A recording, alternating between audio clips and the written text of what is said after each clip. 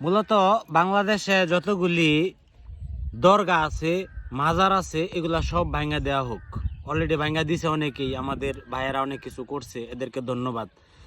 আর যে সকল ব্যক্তিরা এই রবীন্দ্রনাথ ঠাকুরের লেখা একটা গান বা কবিতা যেটাই বলেন এটার জাতীয় সঙ্গীত হিসেবে রাখতে চাইতেছেন, আমি এটার সম্পূর্ণ বিপক্ষে।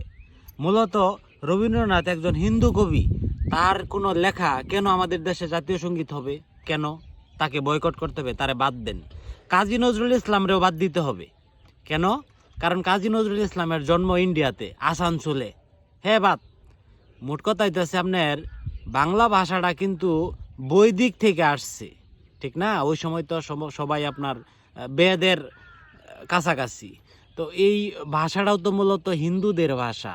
এই বাংলাটাই বাদ দেন। বাংলাটা বাদ দিয়া তারপরে নতুন করে আমরা একটা ভাষা সৃষ্টি করি, যে ভাষা আমাদের এই দেশের মানুষ কথা বলবে।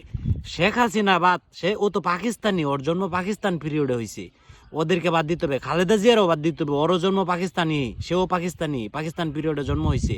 মোট কথা হইতেছে এই নতুন বাংলাদেশ 2024-এর পর থেকে যারা এই বাংলাদেশে জন্মগ্রহণ করবে, অথবা 71-এর পরে যারা বাংলাদেশে জন্মগ্রহণ করছে, তারাই কেবল বাংলাদেশের নাগরিক। আর যারা আছে প্রত্যেকেই বহিরাগত, প্রত্যেকেই বয়কট, প্রত্যেকেই পাকিস্তানি। ওদেরকে বাদ দেন। সমস্ত কিছু বাদ দিয়া আমরা নতুন একটা বাংলাদেশ করলে কেমন হয়? এটা একটা পরামর্শ মাত্র। দেখেন, মানলে মানেন, যেটা ভালো মনে করেন।